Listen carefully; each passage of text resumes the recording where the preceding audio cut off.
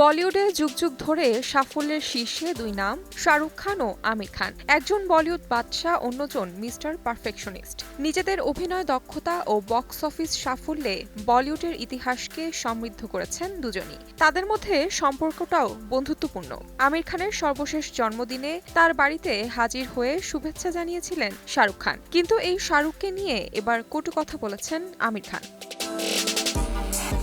সম্প্রতি এক সাক্ষাৎকারে আমির বলেন, শাহরুখের স্বদেশ খুবই বিরক্তকর। গোয়াকিয়র পরিচালিত এই সিনেমাটির গল্প আমাকে শোনানো হয়েছিল যাতে আমি অভিনয় করি, কিন্তু গল্প ভালো না লাগায় আমি তা প্রত্যাখ্যান করেছিলাম। তার এমন মন্তব্যকে মোটেও হালকাভাবে নেয়নি শাহরুখ ভক্তরা। বলিউডের মাস্টারপিস একটি সিনেমাকে কেন আমির বিরক্তকর বলেছেন সেটি নিয়ে চলছে চুলচেরা বিশ্লেষণ। এমনকি আমিরকে রীতিমতো তুলোধুনো করেছেন তারা।